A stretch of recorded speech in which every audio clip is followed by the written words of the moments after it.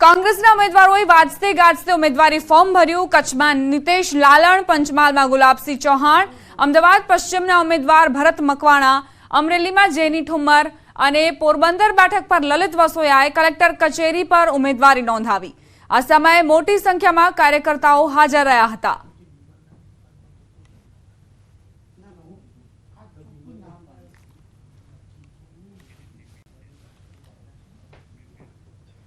समाचार अमरेली प्राप्त थई रह्या छे। परेश धानाणी अनोखा अंदाजमां जोवा मळ्या। खभे थैलो राखी स्कूटर पर राजकोट जवा रवाना थया। जेनी ठुम्मरनुं फॉर्म भर्या बाद राजकोट रवाना थया। अमरेलीमां जेनी ठुम्मरने जीताडवा તેમણે ભલામણ કરી। રણ મેદાનમાં માછલીની આંખ વીંધવા જાઉં છું તેવું નિવેદન પણ તેમણે આપ્યું।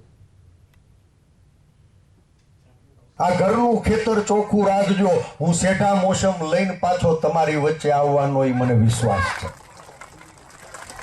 મારો રાજકોટ કોંગ્રેસ પરિવાર છે ને એ પ્રેમનું નોતરું કાઢવા અમરેલીના આંગણે આવ્યો હતો ને બેન આ અમરેલી જિલ્લા કોંગ્રેસ પરિવારનો દરેક કાર્યકર્તા 18 વરણ એના આશીર્વાદ થી એના પ્રેમની પટ્ટી બાંધી અને રાજકોટના રણ મેદાનમાં માછલીની આંખ વીંધવા જાઉં છું। અમરેલીમાં કોંગ્રેસના ઉમેદવાર જેની ઠુમ્મરે ઉમેદવારી પત્ર ભર્યું। જેનીબેન ટ્રેક્ટર ચલાવીને ફોર્મ ભરવા પહોંચ્યા હતા।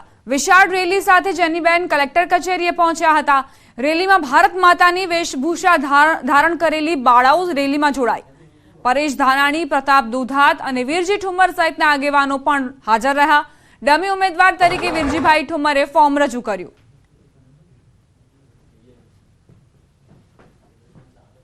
ત્યારે આ અવાજ બનવાની નેમ સાથે આજે હું આ ચૂંટણીના રણ મેદાનમાં જંગમાં ઉતરી છું અને ઉમેદવારી પત્ર ભર્યું છે। ત્યારે મને સંપૂર્ણ વિશ્વાસ છે કે અમરેલીની જનતાનો આશીર્વાદ મારા ઉપર વરસશે અને આવનારી 4 જૂને હું વિજય ઘોષિત થઈને અમરેલી જિલ્લાનો અવાજ બનીશ।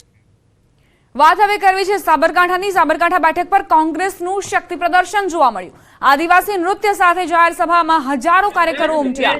હિંમતનગર ખાતે કોંગ્રેસની જાહેર સભા યોજાઈ હતી। કોંગી ઉમેદવાર તુષાર ચૌધરી જાહેર સભા બાદ ઉમેદવારી પત્ર ભરવા માટે પહોંચ્યા। ગેનીબેન ઠાકોર પણ આ રેલીમાં જોડાવાના સમાચાર છે।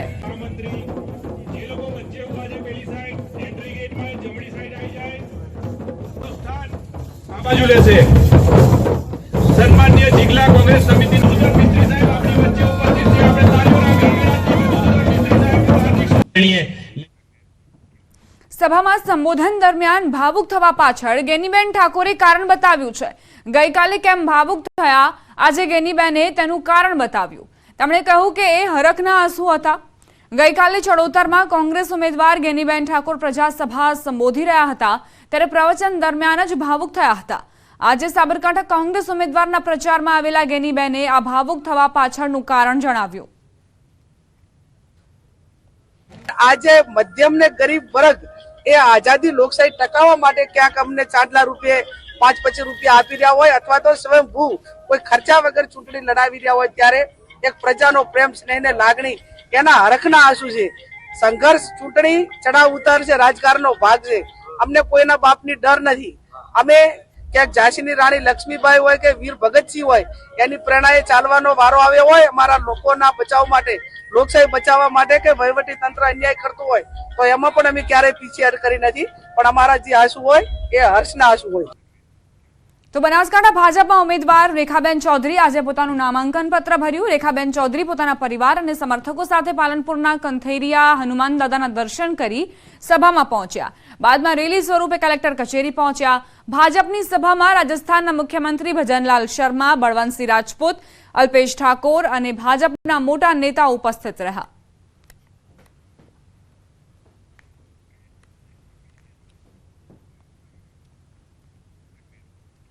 મહેસાણા લોકસભા બેઠક માટે આજે ભાજપ ઉમેદવાર હરિભાઈ પટેલે નામાંકન ભરે તે પહેલા વિશેષ સભાનું આયોજન કર્યું। સભામાં આરોગ્ય મંત્રી ઋષિકેશ પટેલ, પ્રદેશ મહામંત્રી રજનીભાઈ પટેલ, જિલ્લાના પૂર્વ સંસદ સભ્યો, ધારાસભ્યો તથા પૂર્વ નાયબ મુખ્યમંત્રી નીતિન પટેલ ઉપસ્થિત રહ્યા। સભામાં નીતિન પટેલે લોકોને આહવાન કર્યું કે આપણે સાથે મળીને સહયોગ કરી ચૂંટણી લડીએ અને રાજ્યની દરેક સીટ 5 લાખથી વધુ મત સાથે જીતીએ। સાથે જ હાજર તમામ કાર્યકર્તાઓને આહવાન કર્યું કે ભાજપનું સંકલ્પ પત્ર દરેક કાર્યકર્તા ચોક્કસથી અભ્યાસ કરી લે અને મોદી સાહેબની ગેરંટીને એક એક મતદાર સુધી પહોંચાડે.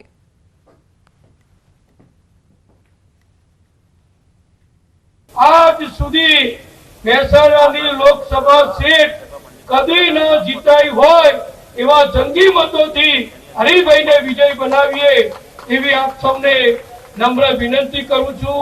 આ કોંગ્રેસ વાળા સામ્યવાદીઓ બીજા બધા જે ભાજપ વિરોધી, લોકશાહી વિરોધી, ભારત માતા વિરોધી, દેશની એકતાના વિરોધી, દેશની અખંડતાના વિરોધી, આતંકવાદીઓને મદદ કરનારા, પાકિસ્તાનને મદદ થાય એવા વક્તવ્ય આપનારા એવા બધાને ગઈકાલે મોદી સાહેબ એવો સુંદર જવાબ આપ્યો છે. મારી નમ્ર વિનંતી છે કે મોદી સાહેબનો ગઈકાલનો ઇન્ટરવ્યુ જોઈ લે, સાથે મળી અને 5 લાખનું મહેસાણા લોકસભા સીટનું લક્ષ્યાંક પાર પાડીએ. રૂપાલાએ ક્ષત્રિય સમાજનો સહકાર માંગ્યો છે. જાહેર મંચથી રૂપાલાએ કહ્યું, સમગ્ર ક્ષત્રિય સમાજને વિનંતી કરવાના અમારે ક્ષત્રિય સમાજના સાથની પણ આવશ્યકતા. દેશના હિત માટે મોટું મન રાખી સમર્થનમાં જોડાઓ. મંચ પર જ્યારે આટલા બધા અમારા ક્ષત્રિય સમાજના આગેવાનો અમને સમર્થન આપવા માટે આવ્યા છે, એમનો હું હૃદયપૂર્વક આભાર માનું છું, એમને ધન્યવાદ પાઠવું છું. હું સમગ્ર ક્ષત્રિય સમાજને પણ નમ્રતાપૂર્વક વિનંતી કરવાના મતનો છું. અમારે આપ સૌના સાથની પણ આવશ્યકતા છે. દેશના હિત માટે, રાષ્ટ્રના હિત માટે મોટું મન રાખીને ભારતીય જનતા પાર્ટીના સમર્થનમાં આપ સૌ પણ જોડાઓ એવી નમ્ર વિનંતી સાથે આપ સૌનો ખૂબ ખૂબ આભાર. આ મંચને આશીર્વાદ આપવા માટે પધારેલા અમારા ક્ષત્રિય સમાજના અગ્રણીઓ આદરણીય કેશરીદેવસિંહજી, શ્રી જયરાજસિંહ જાડેજા, શ્રી મહેન્દ્રસિંહ સરવૈયા, આદરણીય સત્યકુમાર સિંહજી ખાચર સાહેબ, આપણા જસદણ સ્ટેટ, નરેન્દ્રસિંહજી જાડેજા, રાલો સંઘવાળા, મારા મિત્ર ભાઈ શ્રી ગોગુભા જાડેજા, નરેન્દ્રસિંહ જાડેજા ડેપ્યુટી મેયર શ્રી, નરેન્દ્રસિંહ જાડેજા મહામંત્રી શ્રી, વિરેન્દ્રસિંહ ઝાલા મહામંત્રી શ્રી, ગોંડલથી પધારેલા ચેરમેન રાજભા જાડેજા. ક્ષત્રિય સમાજના સમર્થનની જરૂર અંગેના રૂપાલાના નિવેદન પર પૂર્વ મુખ્યમંત્રી વિજય રૂપાણીએ નિવેદન આપ્યું. તેમણે કહ્યું, રૂપાલાએ જાહેર મંચ પરથી 2 હાથ જોડી વિનંતી કરી છે કે ક્ષત્રિય સમાજના સમર્થનની જરૂર છે. હું વિનંતી કરું છું કે ક્ષત્રિય સમાજ મોટું મન રાખી મદદ કરે, એમ પણ તેમણે કહ્યું. રૂપાલા સાહેબે પોતાના પ્રવચનમાં સ્પષ્ટ કીધું છે કે 2 હાથ જોડીને એમને વિનંતી કરી છે, અપીલ પણ કરી છે કે ક્ષત્રિય સમાજના મતની મારે જરૂર છે, ક્ષત્રિય સમાજના સહકારની પણ જરૂર છે. હું વિનંતી કરું છું કે ક્ષત્રિય સમાજ મોટું મન રાખી અને મદદ કરે. રૂપાલાના નિવેદન પર ક્ષત્રિય આગેવાન બોલ્યા. સંકલન સમિતિના પીટી જાડેજાનું નિવેદન, રૂપાલાએ ક્ષત્રિયો માટે ખેલદિલી બતાવવી જોઈએ, ખેલદિલી બતાવી ઉમેદવારી પરત ખેંચવી જોઈએ.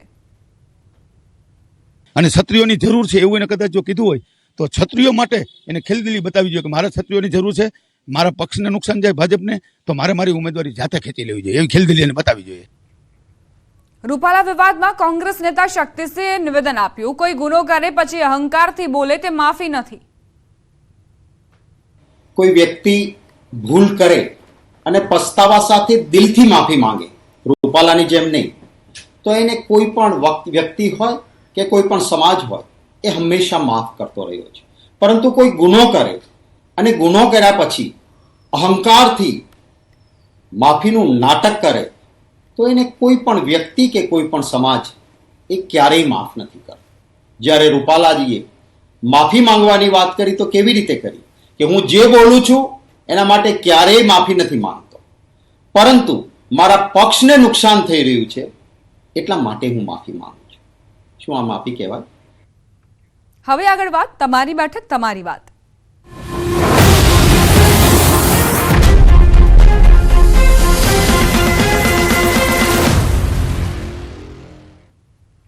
સાબરકાંઠા લોકસભા બેઠક પર આ વખતે શોભનાબેન બારૈયા અને તુષાર ચૌધરી વચ્ચે સીધો જંગ જામવાનો છે. ત્યારે ચૂંટણીને લઈને હિંમતનગરની જનતામાં ભારે ઉત્સાહ જોવા મળી રહ્યો છે. દરમિયાન હિંમતનગરની જનતા કેવી રીતે મતદાન કરશે, કયા મુદ્દાઓને ધ્યાનમાં રાખીને મતદાન કરશે, શું છે જનતાનો મિજાજ અને કયા ઉમેદવાર પર પસંદગીનો કળશ ઢોળશે તે જાણવાનો પ્રયત્ન કર્યો. ત્યારે સાંભળો હિંમતનગરની જનતાની મનની વાત. વિકાસના નામે તો પ્રચારો ઘણા થયા સાંસદ સભ્ય ધારાસભ્યો દ્વારા, પણ વિકાસ કંઈ દેખાતો નથી. વાત કરીએ આપણે હિંમતનગર સિવિલ હોસ્પિટલની, જે 1250 કરોડમાં બનાવવામાં આવ્યું, તેમાં તમે કોઈ દર્દી લઈને જાઓ ને તો અડધો કલાક ઉભા રહો ને એના પછી ડૉક્ટર આવતા હોય. દવા બારી પર જાઓ, દવા પૂરતી મળતી ના હોય. તમે છેલ્લે ડોગ કહે ને ડોગ, તો એનું ઇન્જેક્શન પણ સિવિલ હોસ્પિટલ ના મળતું હોય. બીજું એ કે હિંમતનગર નગરપાલિકાની વાત કરું કે અમારે અહીંયા હાથમાંથી નદી પસાર થતી હોય, જેમાં હિંમતનગર નગરપાલિકા દ્વારા ગટરનું પાણી પણ નદીમાં છોડવામાં આવતું હોય. બીજું એ કે તમે હિંમતનગરનું શહેરનું જો તો સિટીમાં ટ્રાફિક વધારે, પાર્કિંગની સુવિધા નથી. પછી ગાય માતાઓ અહીંયા વધારે ફરતી હોય રોડ ઉપર, એટલે નગરપાલિકા આવે ને પોજરાપુર ઈડર લઈ જાય. એટલે હિંમતનગર નગરપાલિકા દ્વારા કોઈ પોજરાપુર બનાવવામાં આવે. હિંમતનગર શહેરમાં ગૌચરો 9 પડ્યા, પણ ગૌચરો કોઈ જગ્યા પર દેખાતા નથી. એનો ઉપયોગ કરે તો બજારમાં ગાયો ના ફરે. ચોક્કસ કે હું આપને પૂછવા માંગીશ, આપ તો એક વરિષ્ઠ પત્રકાર છો, તો આપને પૂછવા માંગીશ સાબરકાંઠા જિલ્લામાં વિકાસ થયો છે કે નથી થયો અને પ્રજા શું માગી રહી છે? લોકસભા સીટની વાત કરીએ વિકાસની દ્રષ્ટિએ તો ઘણા વર્ષોથી એક વણ ઉકેલ્યો પ્રશ્ન હતો, જે રેલવે બ્રોડગેજ લાઇનનો. એ સોલ્યુશન એનું થઈ ગયું છે અને ભારત દેશના દરેક ખૂણા પર એની કનેક્ટિવિટી થઈ રહી છે અને એ રેલવે બ્રોડગેજમાં રૂપાંતરિત થઈ ગઈ છે અને એનું ઇલેક્ટ્રિફિકેશનનું કામ પણ ચાલુ છે. ઘણા સમયથી માંગણી હતી, એનું સોલ્યુશન હાલમાં થઈ રહ્યું છે. રાજસ્થાનથી અમદાવાદ જોડતો નેશનલ હાઈવે, એ કામ ઘણા સમયથી બાકી હતું, પણ હાલ એ પણ કોરોના કાળના લીધે વચ્ચે થોડું બંધ રહ્યું હતું અને એ પૂર્ણતાની આરે છે. હિંમતનગર શહેરની વાત કરીએ તો હિંમતનગર શહેરની જે 2 ઓવરબ્રિજ જે અત્યારે નવા બની રહ્યા છે, પૂર્ણતાની આરે છે અને ક્યાંક ક્યાંક પાણીની સમસ્યા છે, એનું પણ નગરપાલિકા દ્વારા બહુ સરસ આયોજન થયું છે અને એ પણ આવનારા દિવસોમાં સોલ્વ થઈ જશે. આપને પૂછવા માંગીશ, આ એક વડીલ છો, તો સાબરકાંઠા જિલ્લામાં કેવો ઉમેદવાર હોવો જોઈએ અને કેવા ઉમેદવારની અપેક્ષા રાખી રહ્યા છો? લોકસભાની ચૂંટણીની વાત કરીએ તો સાબરકાંઠાનો શાસક શિક્ષિત હોવો જોઈએ. એ જિલ્લાની ભૌગોલિક પરિસ્થિતિ, સાબરકાંઠા અને અરવલ્લીની ભૌગોલિક પરિસ્થિતિથી વાકેફ, મતદારો સાથેનો સતત સંપર્ક હોવો જોઈએ. સાથે સાથે છે ને એને જે વણઉકેલા પ્રશ્નો છે એ અંગે એમની જોડે જાણકારી હોવી જોઈએ અને જ્યારે જરૂર પડે ત્યારે એમને સંસદમાં રજૂઆત કરવી જોઈએ. અને બીજી એક વાત એવું કરી કે ભાઈ સાબરકાંઠા જિલ્લામાં અનિયમિત વરસાદને કારણે ખેડૂતોને પાણીની તકલીફ પડી રહી છે ખેતી માટે. તો એક લિંક પ્રોજેક્ટ, નદીઓનો લિંક પ્રોજેક્ટ છે, એ અંગે સરકારમાં રજૂઆત કરીને એક સારું પરિણામ મળે એવા પ્રયત્નો કરવા જોઈએ. અને એવા લોકસભાના સાંસદ હોય તો સાબરકાંઠા જિલ્લાને ખૂબ ફાયદો થઈ શકે એમ છે. ચોક્કસ કે લોકચાહનાવાળા સાંસદ હોવા જોઈએ. આપને પૂછવા માંગીશ કે ઉમેદવાર પાસે તમે શું આશા અને અપેક્ષા રાખી રહ્યા છો? ના, લોકસભામાં ભાજપ અને કોંગ્રેસ બંને ઉમેદવારો કે અત્યારે હાલ ચૂંટણી પ્રચાર કરી રહ્યા છે. વિકાસના કામોની દ્રષ્ટિએ તો વાત કરીએ તો છેલ્લા 10 વર્ષમાં સારો એવો વિકાસ સાબરકાંઠા અરવલ્લી જિલ્લાનો થયો છે. મગનજીતભાઈ વણઝારાએ જેમ કહ્યું તેમ કે ભાઈ રેલવેનો જે મોટો પ્રશ્ન હતો બ્રોડગેજનો, એ પ્રશ્ન બી સોલ્વ થઈ ગયો છે. કેટલીક જગ્યાએ હિંમતનગરથી ઉદયપુર અને આગળ જયપુર દિલ્હીની બે રેલવે લાઇન શરૂ ટૂંક સમયમાં થઈ જશે. ખાસ કરીને શહેરને જોડતા જે બ્રિજો બનાવવાના હતા એ બ્રિજોના કામ બી ચાલી રહ્યા છે. સિવિલ હોસ્પિટલ બી અહીંયા અદ્યતન છે. બીજી બી સુવિધાઓમાં જે નાના ગામડાઓને જોડતા રોડોના કામો બી છેલ્લે હમણાં અહીંયા હિંમતનગરની વાત કરીએ તો હિંમતનગરના ધારાસભ્ય વીડી ઝાલાએ પણ અહીંયા જે બાકી રસ્તાઓ હતા એનું રીફેસિંગ કરાવવાના કામો બી મંજૂર કર્યા છે ને એ બી ચાલુ થશે. એટલે વિકાસના કામો તો થઈ રહ્યા છે. હા, અહીંયા થોડો જે ટ્રાફિકની જે સમસ્યા છે ખાસ કરીને શહેરી વિસ્તારમાં, એ સમસ્યા હલ કરવા માટે સરકાર દ્વારાના પ્રયાસો થવા જોઈએ એવું મારું માનવું છે. ખાસ કરીને જે વિકાસના કામો છે તો થયા છે. હું આપને પૂછવા માંગીશ, શું ખરેખર વિકાસ થયો છે કે નથી થયો અને શું બાકી છે જિલ્લા માટે? સાબરકાંઠા જિલ્લામાં વિકાસ તો થયો છે. રોડ, રસ્તા, રેલવેની સગવડ સારી છે. પાણી માટે ડેમોની પણ સગવડ સારી છે. વિકાસ તો થયો છે. ખેડૂતો માટેની જે માગણી છે પણ જલ્દીમાં જલ્દી પૂર્ણ થાય, જે આવનાર સાંસદ છે જે વન ઉકેલા પ્રશ્નો છે જેનો ઉકેલ લાવે તે પણ હાલ તો મતદારોની માંગ છે. ઈશાન પરમાર, ન્યૂઝ 18 ગુજરાતી, હિંમતનગર, સાબરકાંઠા. હવે નજર ટોપ 3 ન્યૂઝ પર. 2 દિવસ ગરમીનું પ્રમાણ વધવાની હવામાન વિભાગની આગાહી. પોરબંદર, જૂનાગઢ, ગીર સોમનાથમાં ગરમીનું પ્રમાણ વધુ રહેશે. 2 દિવસમાં 3 કોંગ્રેસના નેતાઓ થયા ભાવુક. તુષાર ચૌધરી, ગેનીબેન ઠાકોર અને ઋત્વિક મકવાણા લોકો સમક્ષ થયા ભાવુક. સલમાનના ઘર પર ફાયરિંગ કરનારા 2 પકડાયા. કચ્છ માતાના મઢ પાસેથી બંનેની ધરપકડ. લોરેન્સ બિશ્નોઈની કરાશે પૂછપરછ.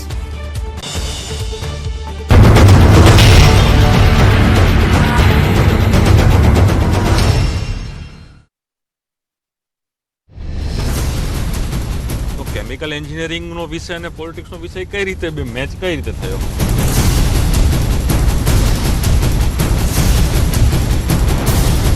આ ભાજપનો અહમનો જે દાયકો હતો એ દાયકો પૂરો થયો.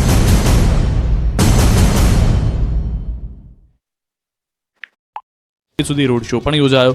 પૂર્વ ધારાસભ્ય નૌશાદ સોલંકી, પ્રવક્તા ડોક્ટર મનીષ દોશી, ધારાસભ્ય વિમલ ચુડાસમા, પૂર્વ ધારાસભ્ય લાખાભાઈ ભરવાડ સહિત જિલ્લા કોંગ્રેસના હોદ્દેદારો, આગેવાનો અને કાર્યકરો મોટી સંખ્યામાં ઉપસ્થિત રહ્યા. બારડોલીના કોંગ્રેસના ઉમેદવાર સિદ્ધાર્થ ચૌધરી આજે ઉમેદવારી પત્ર ભર્યું. ઇન્ડિયા ગઠબંધન તરફથી કોંગ્રેસે સિદ્ધાર્થ ચૌધરીને ઉમેદવાર જાહેર કર્યા છે. ઉમેદવારી પત્ર ભર્યા પહેલા સિદ્ધાર્થ ચૌધરી શક્તિ પ્રદર્શન કરી સભાને સંબોધન પણ કરી ચૂક્યા. ચૌધરીએ આશા વ્યક્ત કરી કે તેઓ 50,000 મતથી વિજયી થશે. ફોર્મ ભર્યા પહેલા સિદ્ધાર્થ ચૌધરીએ મોટી સંખ્યામાં સમર્થકો સાથે મહારેલી યોજી. રેલીમાં હજારોની સંખ્યામાં સમર્થકો ઉમટી પડ્યા હતા. સામાન્ય રીતે પ્રચાર દરમિયાન ગેનીબેન ઠાકોર અલગ જ અને આક્રમક તેવરમાં દેખાતા હોય છે, પરંતુ આજે ફોર્મ ભરતા પહેલા ગેનીબેન ભાવુક થઈ ગયા. ગેનીબેન ઠાકોર પોતાને મળેલી લોકસભાની ટિકિટ સાથે જોડાયેલી વાત કહેતી વખતે રડી પડ્યા. બનાસકાંઠાના મતદારોને આકર્ષવા માટે ગેનીબેન ઠાકોર પોતાની વાત કહેતા હતા અને ડૂમો ભરાઈ આવ્યો હતો. ટિકિટ સાથે જોડાયેલી વાત કહેતી વખતે ગેનીબેન આંસુને રોકી શક્યા નહોતા. ગેનીબેને કહ્યું, બનાસકાંઠાની પ્રજાના ભરોસે મને ટિકિટ મળી છે, ત્યારે હે ભગવાન મારી નાવ તારજે. બનાસકાંઠાની પ્રજાના ભરોસે જ્યારે મને ટિકિટ આપી દે ત્યારે હે ભગવાન કૃષ્ણ કે નહીં મારી નામ તારજે અને મારા બનાસકાંઠાને સુરક્ષિત રાખજે અને ભાઈચારાની ભાવના રાખજે. આટલું કઈ નિર્મૂળ જય હે ભારત. અગાઉ વાવના ધારાસભ્ય અને બનાસકાંઠાના કોંગ્રેસના ઉમેદવાર ગેનીબેન ઠાકોર ઉમેદવારી ફોર્મ ભરવા જતા પહેલા પૂજા અર્ચના કર્યા, ટ્રેક્ટરની મુસાફરી કરી અને અંતમાં તેમણે ફોર્મ ભરતા પહેલા પાલનપુરના ચડોતરામાં સભાને સંબોધિત કરી હતી. ગેનીબેને મતદારોને રીઝવવા માટે અને બનાસકાંઠાના વિકાસની વાતો કરી હતી. ગેનીબેને ફોર્મ ભરતા પહેલા તેમણે ભાવરની આનંદધામ ગૌશાળામાં આનંદ પ્રકાશ બાપજી અને 12 જ્યોતિર્લિંગના દર્શન કર્યા હતા. બાદમાં ગેનીબેને સણાધર ખાતે અંબાજી માતાના દર્શન કરી આશીર્વાદ લીધા.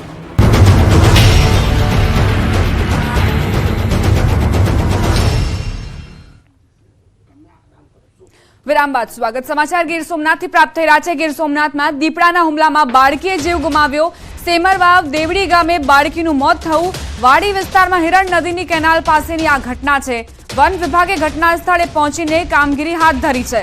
તો એક માસૂમ બાળકી જેના પર દીપડાએ હુમલો કર્યો, જેના કારણે બાળકીનો જીવ જતો રહ્યો છે, બાળકીનું મૃત્યુ થયું છે. હવે પરિવારજનોએ અને સાથે જ ગામના લોકોએ માંગ કરી છે કે ઝડપથી આ દીપડાને પાંજરે પૂરવામાં આવે. વન વિભાગની ટીમ પણ ઘટના સ્થળે પહોંચી છે અને દીપડાને પકડવા માટે કામગીરી હાથ ધરવામાં આવી છે. દ્વારકા કાંઠેથી બિનવારસી ચરસનો જથ્થો પકડાયો. ₹44.85 લાખનો ચરસનો જથ્થો પકડાયો. 897 ગ્રામના વજનના આ જથ્થાને દ્વારકા એસઓજીએ દરિયા કિનારે બિનવારસી હાલતમાં જપ્ત કર્યો. દરિયા કિનારે નશાના કાળા કારોબારની પોલીસને આશંકા.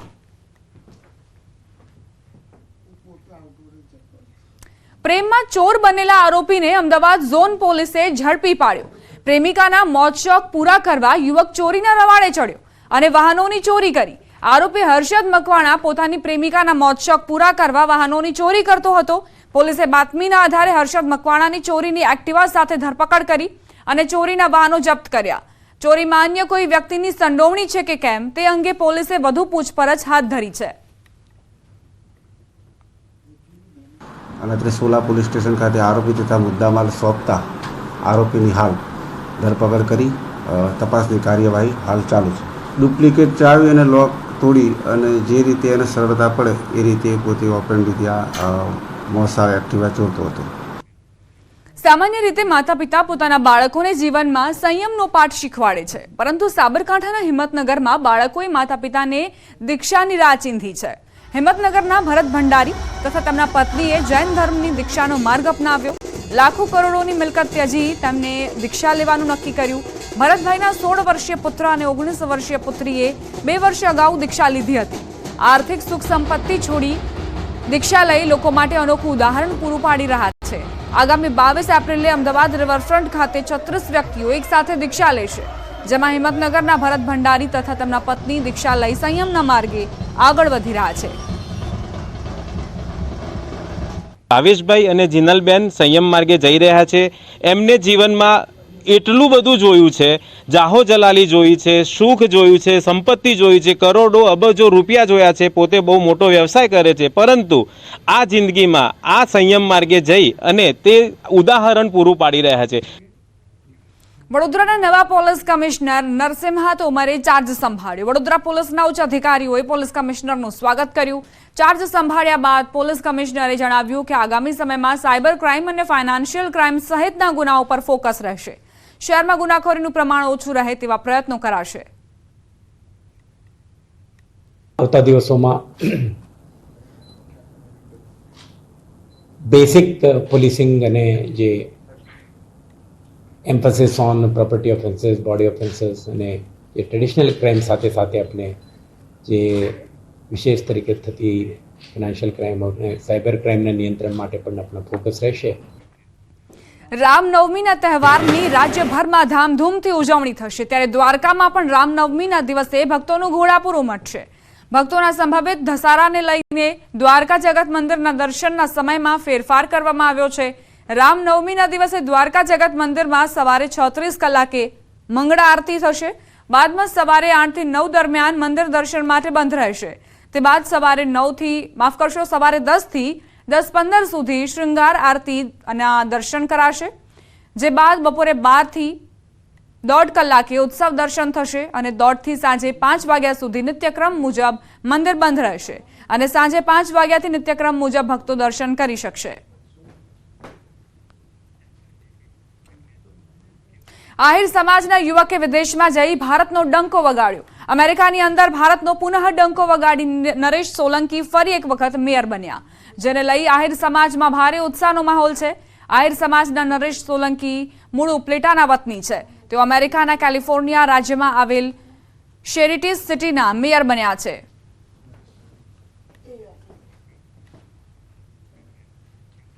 આગામી 2 દિવસ ગરમીમાં વધારો થશે. હવામાન વિભાગે આગાહી કરી છે. સૌરાષ્ટ્રના દરિયાકાંઠા વિસ્તારોમાં ગરમ પવન ફૂંકાશે. પોરબંદર, જૂનાગઢમાં ગરમીનું પ્રમાણ વધુ રહેશે. ગીર સોમનાથમાં ગરમીનું પ્રમાણ વધુ રહેવાની સંભાવનાઓ.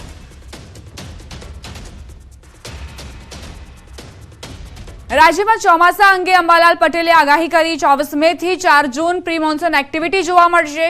રાજ્યમાં 8 થી 15 જૂન વચ્ચે ચોમાસું આવી જશે તેવી જાણકારી પણ તેમણે આપી. જૂનની શરૂઆતમાં અરબ સાગરમાં હલચલ જોવા મળશે. દક્ષિણ ગુજરાતના ભાગોમાં સારો વરસાદ રહેવાની શક્યતા પણ તેમણે વ્યક્ત કરી. જૂનાગઢ જિલ્લાના ભાગોમાં સારો વરસાદ રહેશે. અમરેલી જિલ્લાના ભાગોમાં સારો વરસાદની સંભાવનાઓ. બનાસકાંઠા જિલ્લાના ભાગોમાં સારો વરસાદ રહેશે. તો કચ્છની વાત કરીએ તો અહીં પણ સારા વરસાદની શક્યતાઓ છે. ઓગસ્ટ સપ્ટેમ્બર મહિનામાં સારા વરસાદની શક્યતા તેમણે વ્યક્ત કરી. દરિયામાં હવાનું હળવું દબાણ ઊભું થઈ શકે છે. તારીખ 18 થી 20માં અરબ સાગરના ભેજ, બંગાળ ઉપસાગરનો ભેજ અને વેસ્ટર્ન ડિસ્ટર્બન્સના કારણે, સાયક્લોનિક સર્ક્યુલેશનના કારણે પ્રી મોન્સૂન એક્ટિવિટી થવાની શક્યતા છે. જેમાં કચ્છના ભાગોમાં પ્રી મોન્સૂન એક્ટિવિટી વધુ રહેશે. ઉપરાંત ઉત્તર ગુજરાતના ભાગોમાં અને મધ્ય ગુજરાતના ભાગોમાં પણ પ્રી મોન્સૂન એક્ટિવિટી થવાની શક્યતા રહેશે. ગાજવીજ અને આંધી સાથે વરસાદ થવાની શક્યતા રહેશે. પણ આ વખતે પ્રી મોન્સૂન એક્ટિવિટી થોડીક ઓછી રહેવાની શક્યતા રહેશે. રાજ્યના અન્ય ભાગમાં વાદળ આવવાની શક્યતા રહેશે. સૌરાષ્ટ્રના કોઈ ભાગમાં પણ હવામાનમાં પલટો આવી શકે. દક્ષિણ ઉત્તરના ભાગમાં પણ હવામાનમાં પલટો આવી શકે.